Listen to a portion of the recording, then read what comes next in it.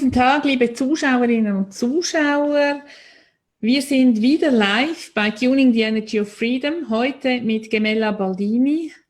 Wir werden das Ganze auf Englisch machen, da Gemella Englisch spricht. Hello, Gemella. Nice to meet you here, to have you here. Hello. Hello. You work with your voice. Yes. Your body, a sound. Can you explain us just a little bit for the people, they don't know you, they didn't see your interview, how you're working? Yeah. I started to work with first with Tibetan mantras. That was my first, introduction to vocal practices in general. It happened many years ago. It happened in a monastery in a country which is called Bhutan, where I traveled, and there were monks there in the monastery. And so they started to introduce me into mantra singing. So more or less, that's what happened with me, and that's how I started to work with people just chanting mantras. And then, I experienced some kind of a voice opening, a very big one, a big event for me. And it happened to me that I could, do something like vocal channeling. So it was kind of information, but no words. So all the information came to me as a sound, as a melody, or as a, vocal improvisation or something like that. So I started to try to work with people, and I had very nice results. And since then, I learned also tuning forks, and I started to use tuning forks as well. So now, more or less, it depends upon the people. Sometimes I just chant. Sometimes we start with mantras, we finish with mantras. Sometimes we immediately start with tuning forks, and we end with tuning forks. So it depends. It depends upon who is in front of me. So it is very, very personal practice. So it is from the very beginning. I can't say if I see the person for the first time, if someone is laying in front of me on the table, I can never say what will happen. Yeah, so it's completely, it's very improvisational. Yeah. Yeah. So just as we do it tonight, we just let it flow. We look. That is why I'm, more or less accustomed to this. To this kind of happening, yeah. Great. Have you any question? Also habt ihr gerade jetzt Fragen noch an die Arbeit von Gemella? Oder? Yeah, I would like to hear some questions from you. If you want to know something, maybe about me or maybe about the practice, I would love to share. Gemella teilt gerne, wie die Arbeit geht, funktioniert. Also ruhig fragen, bringt die Fragen. As they say, who would like to be the first? And then there's no first, and they say, well, okay, who would like to be the second? We have Silvia Lavati here. She is singing teacher. I'm right. Also du bist Gesangslehrerin. Yeah. She's just working on silt with persons. They can't sing, and she's teaching them how to sing. Oh, great. Yeah, great. And she's ready to work with you, Gemella, and I think we'll just give an example how you work with people. The session as it is, I've never done it, before with so many people, because this is a very, very personal experience. What we can do, we can chant mantras together. We can introduce ourselves to a very basic, Buddhist mantra. Mm-hmm. And if it's okay for everyone, we can chant together. We can have the experience of chanting together. That would be very nice if you are okay with that. Yeah? Or you would like to do anything, something else. Just tell me. Silvia, ist es okay, wenn du mit dir Mantra singst? Ja, natürlich. Ja? Wir können alle versuchen zu singen. They propose to put off the micros so that we only hear you because of the time. It's we will not arrive to sing at the same time because of the internet connection. Yeah, all right. So we propose to close the micros, just only open your micro so you won't hear us singing. Okay. It's also a little bit difficult, I think. Oh, You feel the vibration. Yeah, we can try. If it works, it works. If it doesn't work, we can then return to a normal conversation. Mm-hmm. Actually, for me, what's better for me is always to hear the questions from people, because if there's no questions, there's no exchange. So I would, for example, love to hear how Sylvia works with people. It would be very interesting for me as well. Just to exchange a little bit, because, for example, when I started working, I had some small children who were unable to speak. They were already 5, 6 years old. They couldn't speak. And what I found myself, that vocal training and, sound therapy works really well with children who have speech difficulties. Yeah. Not just for singing, just for talking normally. It could be very, very effective. So this kind of work could be very useful for people, and you can work with tuning forks. You can work like make a vocal meditation. For example, for one small boy I worked, he was 3.5 or 4 years old, and he just sat in front of me. His mother was in the other room, and we sat on the floor, and he was trying, to say something. He couldn't, absolutely. He was just ma, pa, and that was it. At almost 4 years old, he couldn't talk at all. And when you download the sound, sometimes people have this, very strange reactions, especially children. They start making, movements. They start to close their eyes. And then at some moment, after maybe 15 minutes, the poor boy, he just collapsed, he collapsed. And after 3 weeks, he started to talk. So he digested everything, all the information, all the sounds. So something changed into his, into the neuron composition in the head. Something maybe rewired. I don't know how it works exactly, but you can, restore the speaking abilities in small children. That's for sure. That's for sure. It works like that. Silvia, hast du auch solche Erfahrungen gemacht mit Gesang? Ich habe eine Kindermusikschule gehabt, weil ich gedacht habe, die Menschen müssen von Anfang an lernen zu singen oder sollten, es ist so hilfreich. Und die hatte ich 20 Jahre lang. Und dann haben die Kinder gesagt, Mama, du singst nicht so schön wie Sylvia. Und dann habe ich gedacht, okay, dann werde ich jetzt mal etwas tun für die Erwachsenen, dass die auch singen, sich trauen zu singen. Das ist nämlich das Problem. Und jetzt mache ich die Erwachsenenbildung, mache aber auch Fortbildung für Erzieher und Lehrer und Lehrerinnen. Und es geht mir darum, einen Zugang zum Singen zu bringen. Menschen einerseits durch Achtsamkeitsübungen sich spüren zu lassen und dann den Ton auf die Atemwelle draufzusetzen. Und das machen wir sehr gerne hier am Meer, wo wir die Wellen sehen und verbinden uns mit den Wellen, unseren Atem, und setzen dann den Klang auf den Atem drauf und lassen den Klang tönen. Und durch diese verschiedenen Übungen, die wir machen hier, verrückte Übungen, auch Improvisation und Stimmbildung und viel Achtsamkeit, Kombination Achtsamkeit, Stimmbildung, trauen sich die Leute, die zum Beispiel jetzt hier sind, die sich, das Seminar heißt, wenn ich nur singen könnte, das wäre mein Traum, die trauen sich dann durch die Töne, die wir machen, durch die Übungen, ihren Klang rauszulassen, und dann, das sind alle dabei, das sind welche, die schon ewig singen, und das sind welche, die noch nie gesungen haben, und alle sind wir vereint in einer Gruppe und singen. Ist jetzt nur im Moment natürlich sehr schwierig, weil wir hier eigentlich nicht singen können, sondern wir müssen eigentlich raus ans Meer, um genügend Abstand zu haben, uns nicht zu infizieren. Wir machen das aber hier mit Summen und mit Mundschutz, mit großem Abstand, aber hauptsächlich draußen, wenn es nicht gerade schüttet wie jetzt gerade. Gemella, you like some translation, or it's okay? You understood? I understand actually nothing, sorry. Okay, good. She had for 20 years school for children, a singing school for children. Mm-hmm. And then the children told their mother, you don't sing as good as Sylvia. Then she started to change. She thought, I have to teach the adults.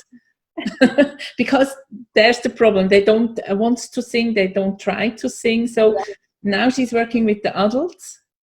and shows them how to sing and take away the blockades. And she goes to the sea and works with the transpiration and the sea and the waves and puts the sound over the waves in some kind, I think.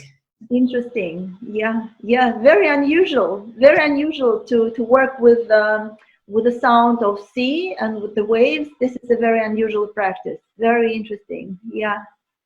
Fun. Fun. So what do you propose me to do? Shall we sing Green Tara? Yeah. Mm-hmm. Shall we? Mm-hmm. Okay. So let me maybe explain a little bit for those who do not understand the practice of Buddhist chanting and any chanting, actually. So what we do when we chant mantras in Sanskrit or in Tibetan language, we are doing some kind of invocation. So as far as all of us understand and know right now, working with sound, we are working with form. So we invoke the form. Like calling someone by his or her name. When you say, hello, Peter, nice to meet you, you know that the form, which is Peter, is in front of you. So you call him by name. When you chant mantra, you are calling someone also by name. But this someone you are calling, it's not a human being. It's a greater being. So you invoke the name of a greater being and you address, it's like a prayer. So you address the prayer to the greater being.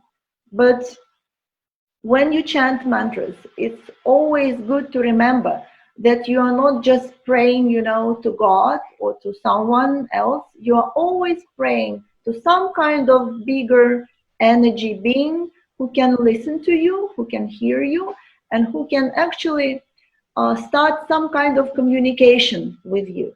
Actually, in Buddhist monasteries, what they do, and they're still doing this practice, when you are chanting the name of deity several 100,000 times, you can create actually the form in front of you. A real form, visible, not, flesh and blood as man or woman, but you can create some kind of, maybe 10% of our normal density, 15% of our normal density. And it used to be a part of examination for the school. When you wanted to become a monk, you had to be able to invoke the real form, chanting mantras. So if you were good with that, so if the form was visible, you had your exam passed. Can you imagine that? You just sit and chant for days and days and days, and you create some kind of a density in front of you. And then the chief monk comes and says, yeah, okay, that's okay. So get your 20 out of 20 mark. So this is, for us, it sounds a little bit weird and a little bit, like a fantasy, but it is a very real practice. So we have to remember that when we invoke the name of the deity, we are creating form and we call the deity upon us. What I want to propose for today is just invocation of Green Tara.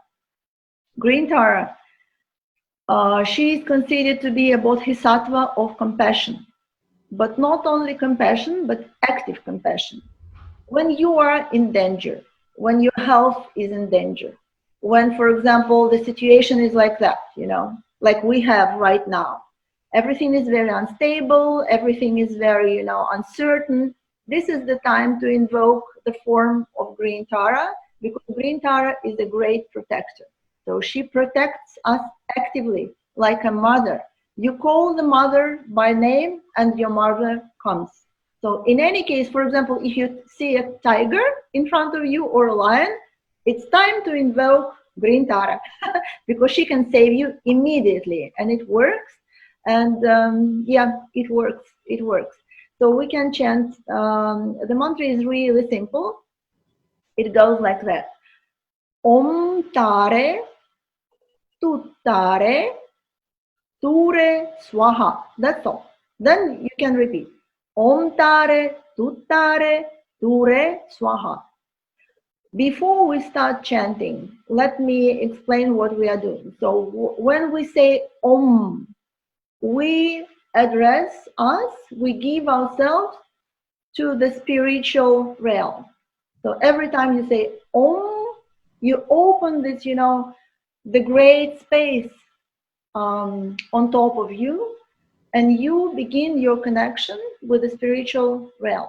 So this would be Om. Tare.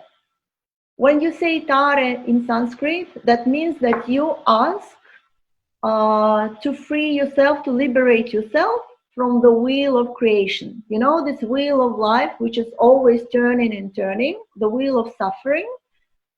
At some point of your life, you have the possibility to stop it, to make it go to the end. This wheel, stop the wheel, stop suffering. So when you say Tare, you ask for stop the suffering wheel of life.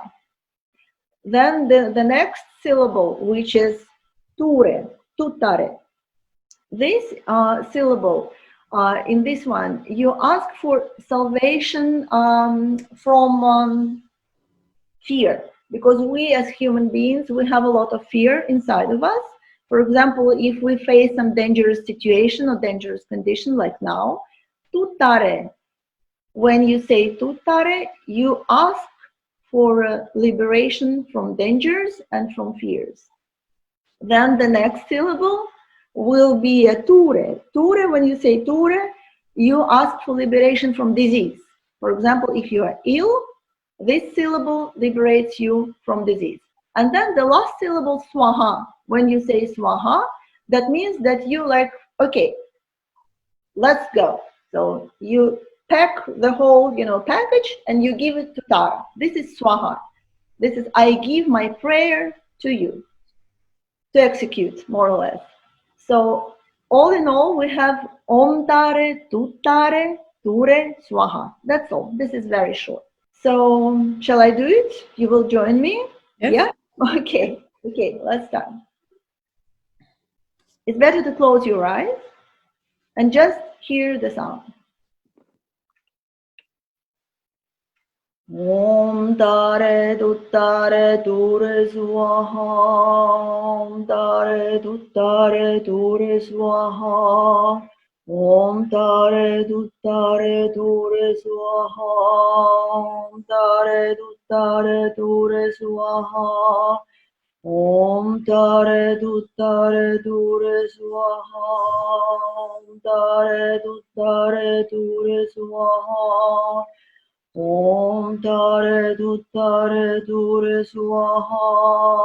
Om Tare Tuttare Ture Swaha. Om Tare Tuttare Ture Swaha. Om Tare Tuttare Ture Swaha. Om Tare Tuttare Ture Swaha. Om Tare Tuttare Swaha. Om Tare Tuttare Ture Swaha. Om Tare Tuttare Ture Swaha. Om Tare Tuttare Ture Swaha. Om Tare Tuttare Ture Swaha.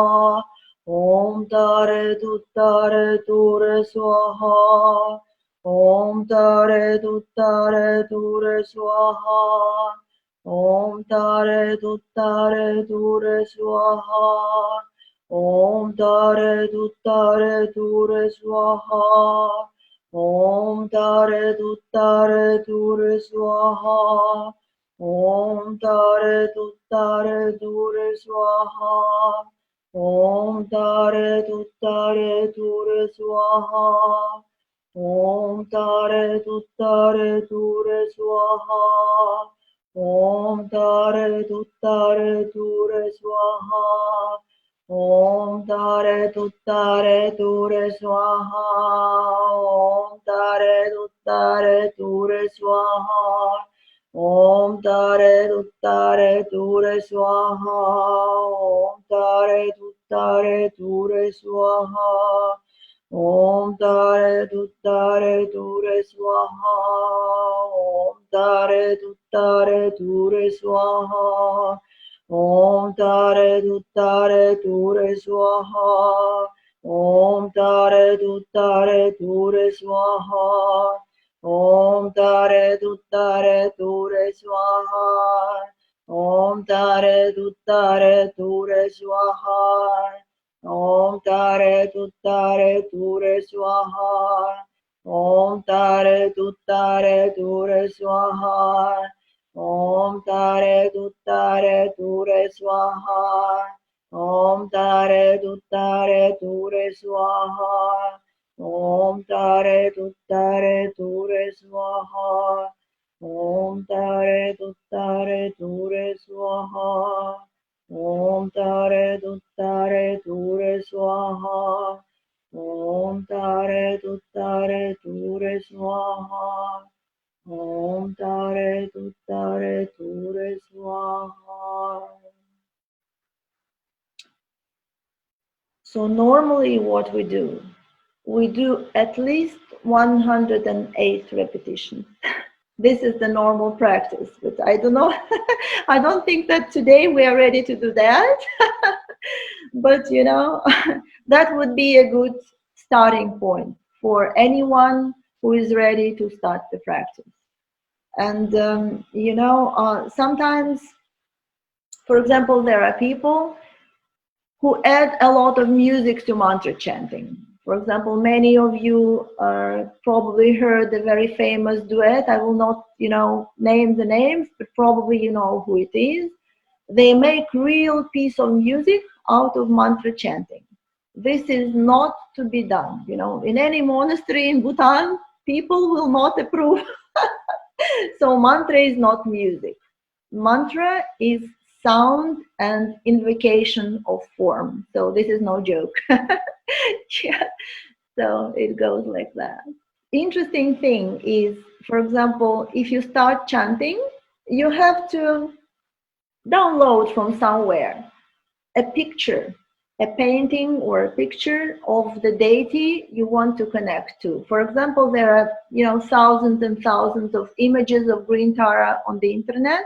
So when you start chanting, it is good from the very beginning, you know, to get yourself acquainted with the deity, just to have the general image, the color of the skin. For example, Tara could be of many different colors. They have green Tara, red Tara, white Tara, yellow Tara, and every one of them, they look differently. So here we did the green Tara chanting.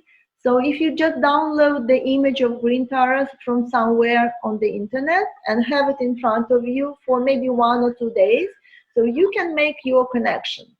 And after a while, you will feel this connection. Somewhere inside of you, you will feel that every time you start chanting, there is something which is, you know, it will arise from you. That will be a sign that the connection is established.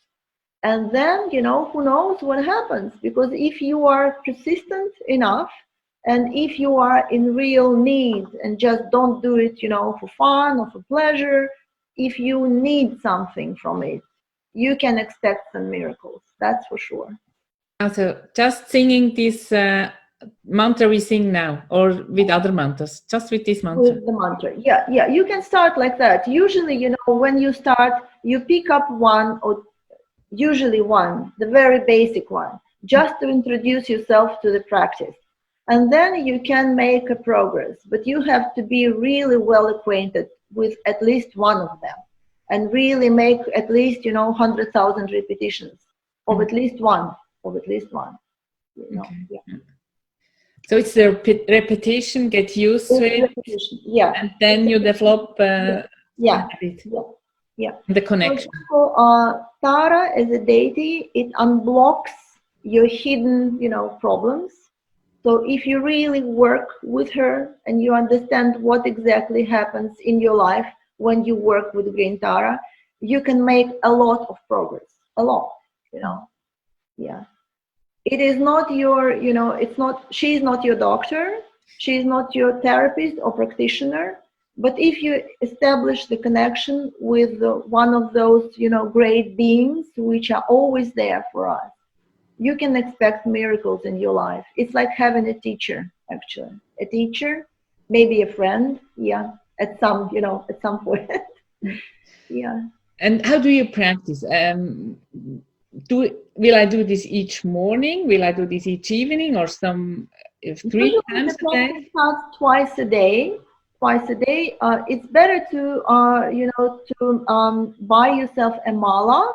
A mala is it's just a collection of beads, like a piece of jewelry made of 108 beads, and you can count with the beads. Okay. Otherwise, if you count in your head, you will just get crazy, get lost.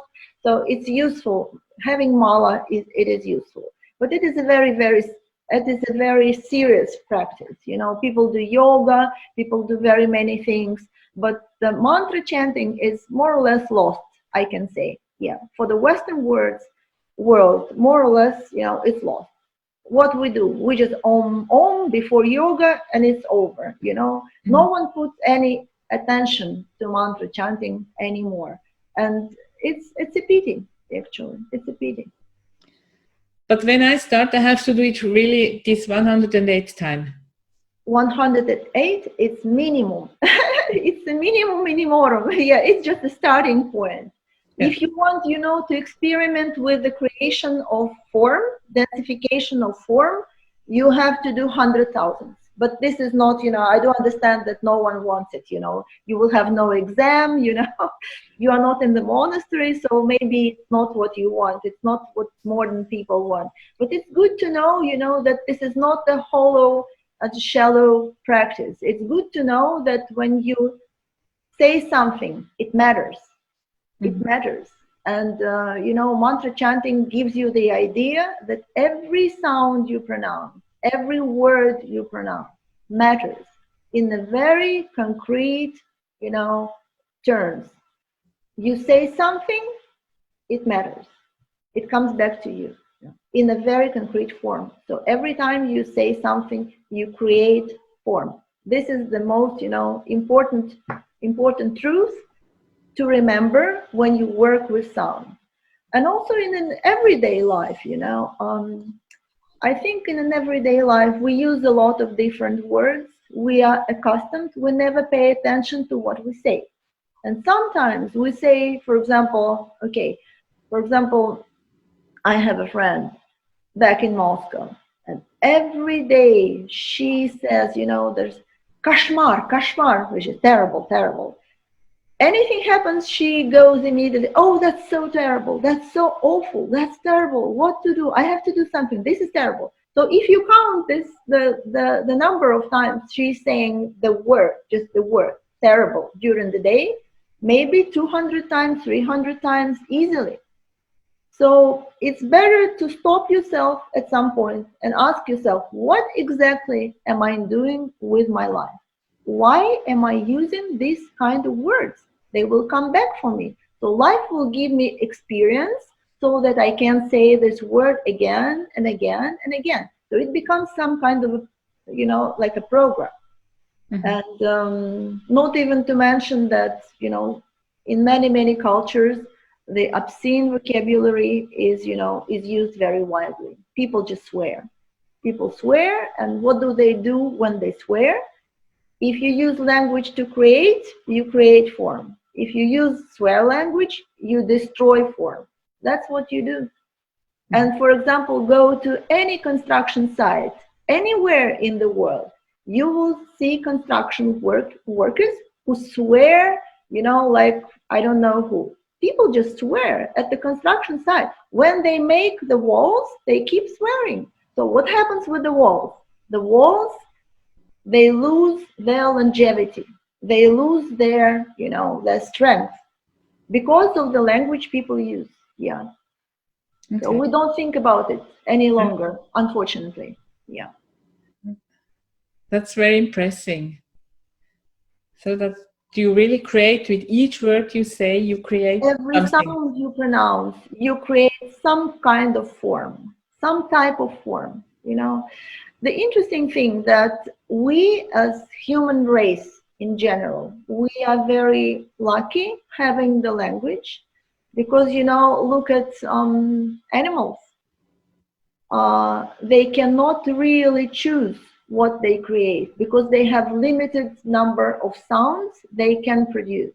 We can produce, I don't know, the whole, you know, vocabulary, so many languages. We can make anything we want if we really pay attention, make an intention, and use the language as if it is not just the language, but as if, you know, it is like a magical spell. Because why do we use the word spelling? The spelling comes from spell, and the spell is a magical thing. So if you pronounce a spell, you make your wish true or someone else's wish true. So we have to readdress the language as the instrument of spelling, as a magical instrument, not just, you know, chat, chat, chat, and it's all. Yeah. Does it also matter in which, how I sing? If it's deep, if it's high, if it's dissonant, if it's... You know, when you sing, maybe Sylvia knows better because she is a singing teacher. I'm not a singer, and I don't like sing. I make sound. This is a completely different thing. So if you make sound, for example, if you go higher with your voice, you kind of address lighter realms of beings. If you go lower, you go closer to the earth. So normally, lower sounds, they are grounding sounds. Higher sounds, higher vibration, they're kind of floaty, airy. It goes like that, if you mean tones. Then, if you say, pronounce something loud, you know, loud or not loud, this is the other thing. This is the amplitude of a strength of your voice. But for example, if you shout something really loud, what you invoke, so not air, not earth, you invoke fire. So usually when people are really angry, they speak really loudly. So this is a fiery. So if we are speaking about the tonality and the strength of the voice, we are addressing not the name, not the form, but, you know, the elements. So water, fire, air, or earth. So with your voice, you can create, you know, kind of a language to communicate with the elementals of our planet. You know, sometimes actually John Bouliot, he said something like that, yeah, during our seminars, and it's true. It's true. You can speak very, you know, melodically and slowly, and that would be the invocation of water. You can shout, you know, very shortly, and you invoke fire, and it goes like that. Yeah. But I don't do that. You know, I'm Okay. not necessary during my work with people. It is usually this is not necessary to establish the good contact. Yeah, it is necessary. But again, usually I don't talk to people before.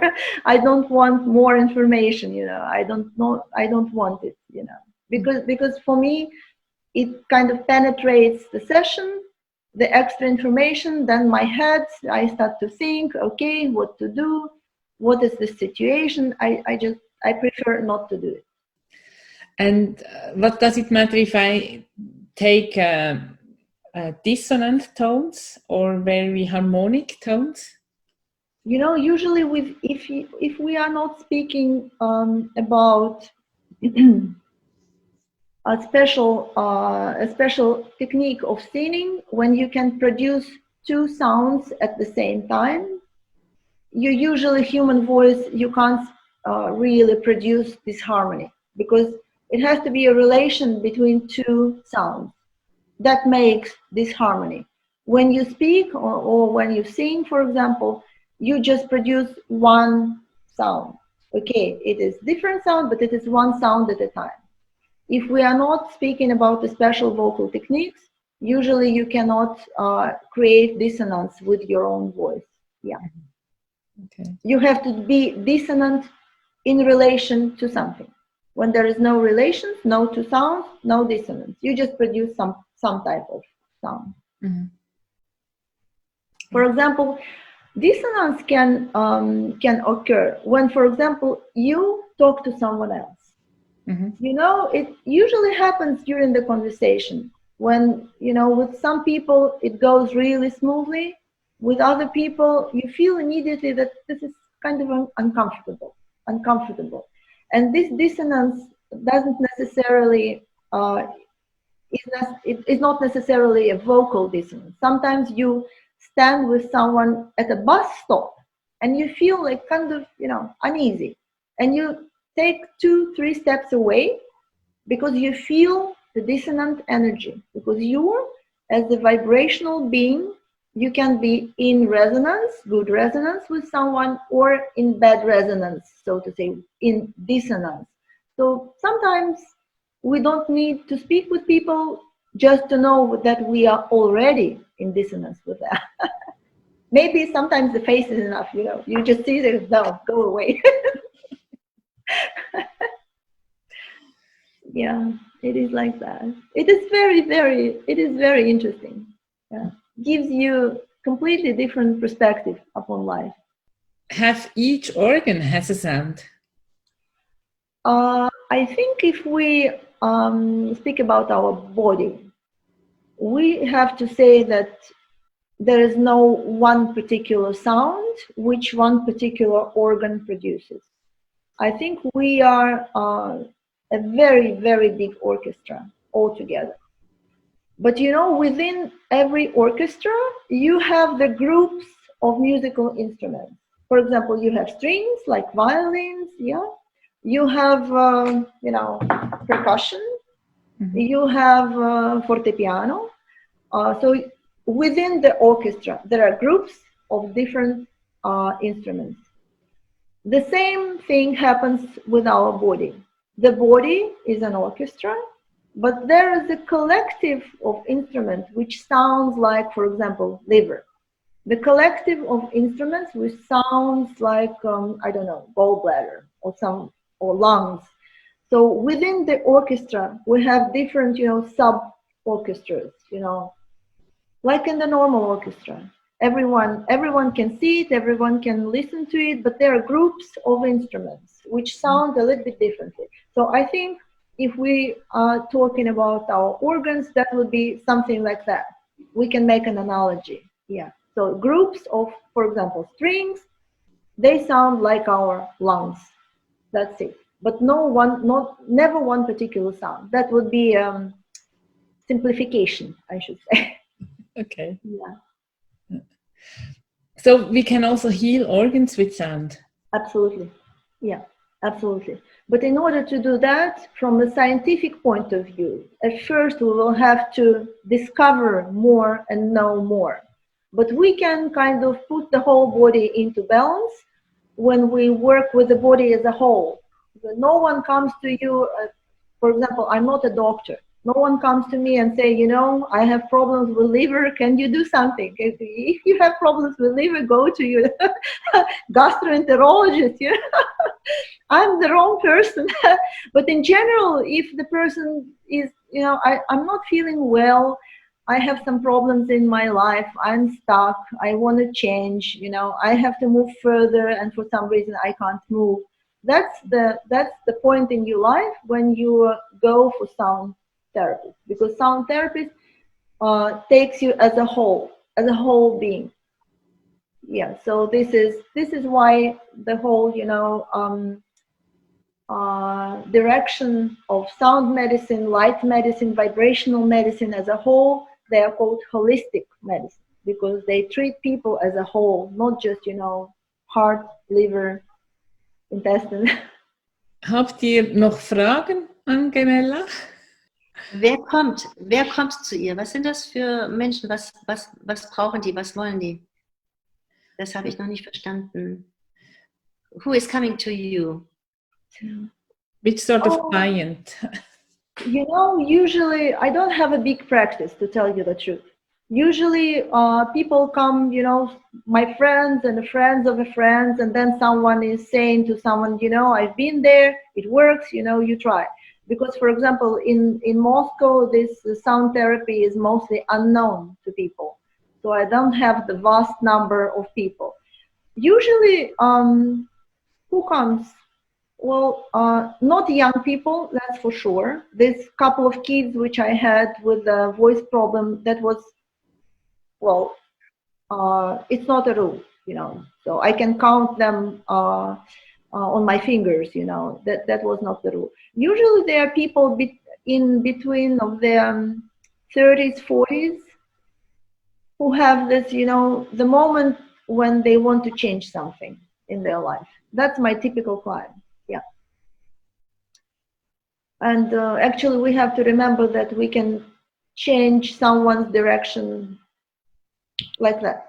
It's not necessary to come to me as a sound therapist, you know. Sometimes a good conversation is enough. It could be considered as a session of sound healing. We all know that, yeah? And you choose the song you will, or the mantra that the person can sing, what is good for him. Yeah, you know, the process is like that. I never choose anything. So whenever I work, when my client is lying on the table, on the normal massage table. So when the person is laying down, so my protocol, so to say, I hold the ankles. You know the ankles, yeah?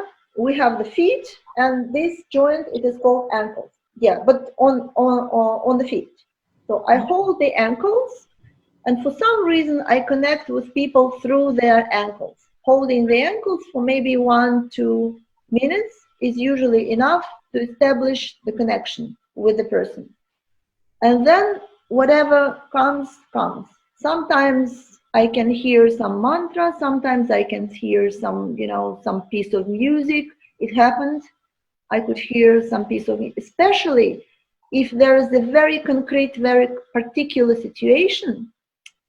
Many times I heard a musical, you know, like a composition, a short musical piece, really short, maybe, I don't know, half a minute. And it was enough. For example, what happened not long ago, someone called me and said, you know, I want my daughter to go to a particular school. And I said, what can I do? I'm not a school teacher, I'm not a director. And she said, I know you can change something. And immediately I heard the, you know, small piece of music. And I sang this small piece of music, and I told her, okay, try that. If it works, it works. It worked. It worked. So she remembered it, and she kept repeating it, and it worked. But for every person, that will be something different. I've never heard, you know, 2 clients with 2 equal sessions. Never. Never. Yeah. Okay. So Yeah. even I can't explain that.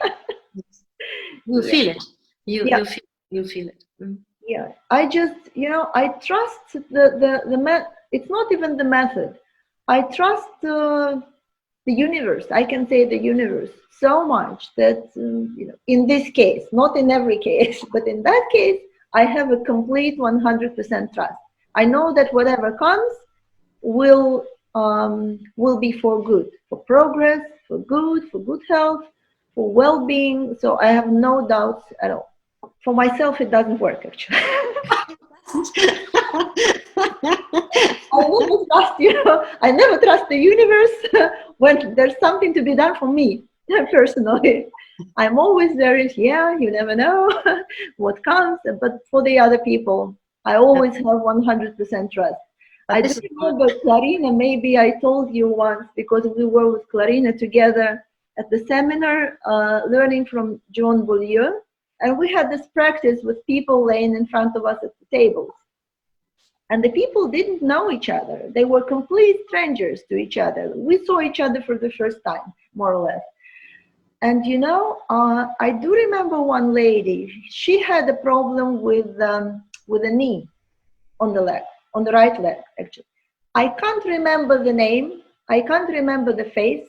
I do remember the knee today. I do remember the piece of leg. She was wearing just blue jeans. I do remember the leg. And I do remember when we started to work with tuning forks, especially the ones which you could put upon the body, I remember her bones, and this part of the leg, it has two bones. One, the bigger one, and the tiny one, actually. It's between the knee and the ankle. I remember with these, pieces, with my palms, how the bones turned under my hands. While you were singing? Why I was, putting tuning forks upon. Because when you put tuning forks, you have to ground on the body. The other hand, you just put on the body. Up to today, I do remember this turning of the bones of the person who was lying in front of me. That was completely mind-blowing for me because it happened for the first time. And I do remember the feeling inside of me. I didn't know the person, but if anything, any kind of enemy of danger will come for that person in that moment, I could have easily killed anyone who is approaching, this lady. I can't explain it. This is the type of love you have when you start to work with sound, properly. You love the person in front of you so much, then you are capable of killing someone who is put in any danger. It is incredible. I can't explain it. Yeah.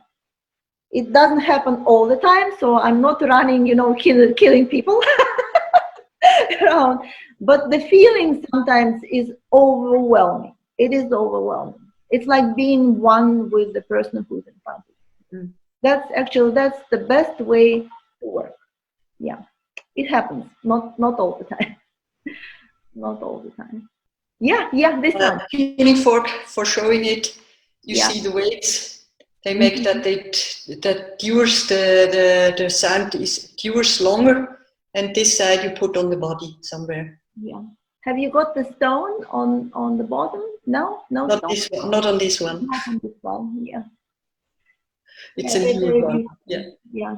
So when you really start to immerse yourself, not necessarily even working with clients, just I think that people can try on themselves, on their relatives, children, friends. You can get incredible results. Yeah. Also ihr könnt die Stimmgaben auch über uns beziehen. Wir haben bestellt aus Amerika, so we have them for sale. We bought them by John Bollier, so you can sell it over us. We have also this one. They are not tuned with the whites. And also Clarina made an interview where we played with the tuning forks. She explained a little bit better how it works, what she's doing. Also da könnt ihr wirklich auch so Inputs holen. Schaut euch auch das Interview von John Bollier an, von Wikidot. Die arbeiten alle mit Stimmgabeln. Eben Gemella Baldini arbeitet auch mit Stimmgabeln. Also das sind so die Leute, die damit arbeiten. Wir haben auch, wenn ihr das Bonuspaket kauft, haben wir Improvisationen mit Stimmgabeln drin. Wir waren last Sunday, we had been in the mountains near Davos, and Clarine and I did improvisation with the tuning forks and a little river. So with the sound of river, it just changes the sound if you go out in nature. And takes floating water. We put the sound on this floating water, just like you were doing it with singing. And so you will find all these pieces now on our platform when you buy the Tourmaline packet.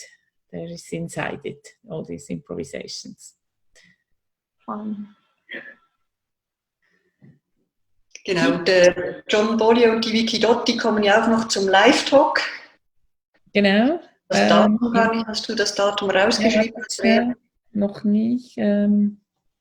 Was ist jetzt? In 2 Tagen habe ich genau. Ja, habe ich auch. Genau. 7.6. On the 7th. We see us again. Yeah. On 7th of June. Also dann sind dann auch noch diese 2 Koryphäen dabei. It will be very interesting to have you all 3 together. Yeah. I'm very excited to have you here. Me too. A little bit frightened, you know. It's a little bit scary. No, Be no. on the same panel with your teacher, it's always a little bit scary, you know. Yeah. Yeah. But you are also a teacher and you have a big knowledge to share. Yeah, always ready, you know, always ready. And also, I would like to mention to Sylvia that if you want to try how it works one-to-one, you can always drop me a letter, and you know we can work one-to-one, because I can't work with person, you know, individually in this kind of format. That would be impossible. Even, for example, like the vocal improvisation, like the two of you do, I never do it alone. Alone, for some reason, for me, it doesn't work.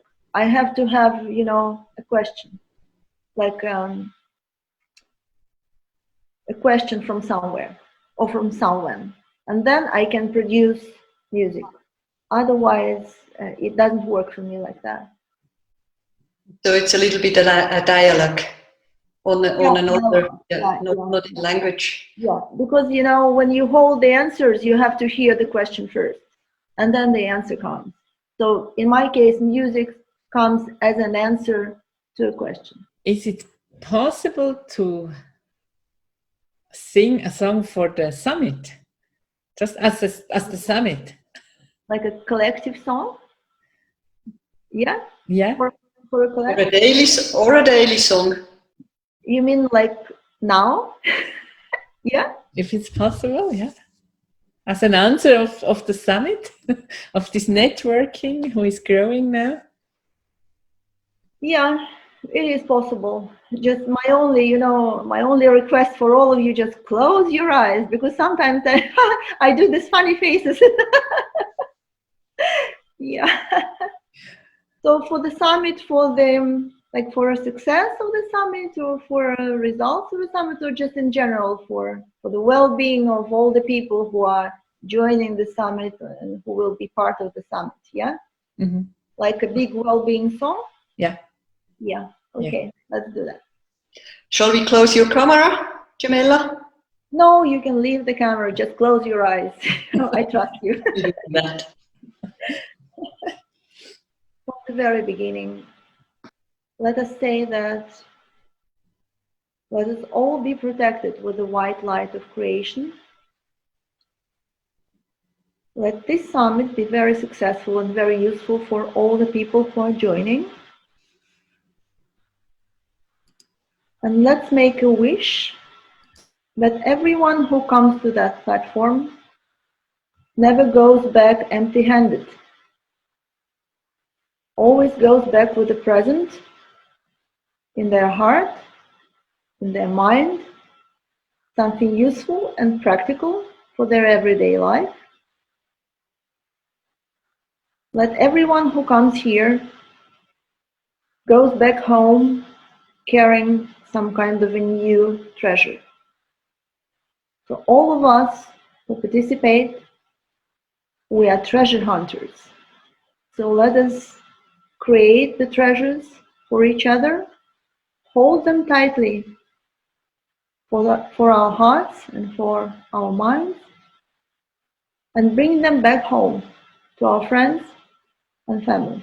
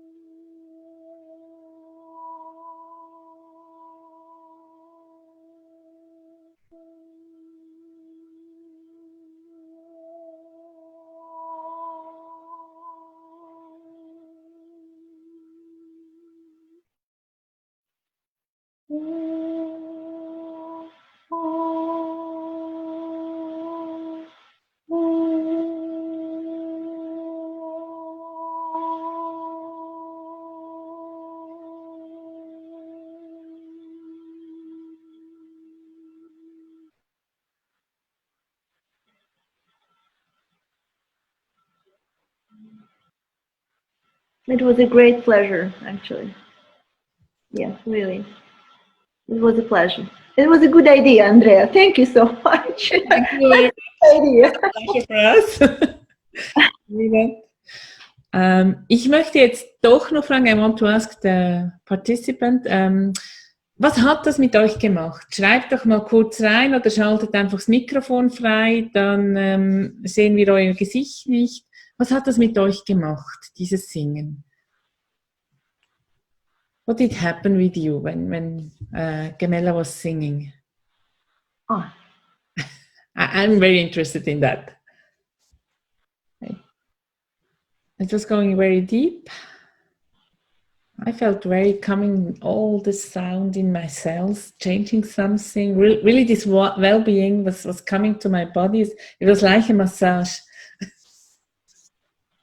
Yeah, it is a massage in a way. Yeah, it is, because it touches you, you know, it touches your structure immediately. It goes inside and starts, you know, to do its job. You know. Gibt es noch mehr Rückmeldungen? I had the impression it was only singing for me. I'm very touched. Yeah, good. Good. Thank you so much for all this. When you sang, I could feel the vibes of your voice within me. I could feel the well-being. Oh, so nice. Thank you all for being here, actually. It's always, it has to be a dialogue. Always, always. Yeah.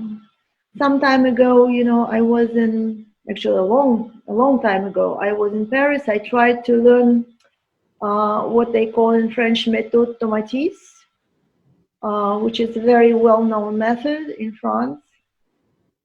And I tried to learn it, but it is made with a machine. And in the end, I couldn't do that. I didn't like it. I couldn't do that. I didn't have my diploma. I had my course, finished the course, didn't get the diploma, say bye, méthode Tomatis. Although I do have a lot of respect for people who work there, because this is not an easy job, working with people using the machine, because you have to program the machine, you have to reprogram the machine. It's a lot of, you know, very technical job. But I do remember leaving the course. I was walking across the street somewhere, you know, in Paris, and I was thinking, it's not the machine who makes the difference for us. It's us, every one of us. We are the healers for the rest of us. We have to be the healers for each other. Never a machine. Mm-hmm. Never, you know, a tablet or a medicament, anything like that. Always just one human being for another human being will be the best healer, the best. Mm-hmm. So we are kind of blessed by each other and for each other. Yeah. I think we will stop now here with this song, with in a state of well-being. Thank you, Gemella, for being here. You're welcome. Absolutely. Anytime. And we wish you all a nice evening and see you tomorrow at 6 o'clock with Ingfried Hobert, Rudolf Boltius, Heilen in der Gesamtheit versus Symptommedizin. Bye. Bye, everyone. Bye, Gemella. Bye.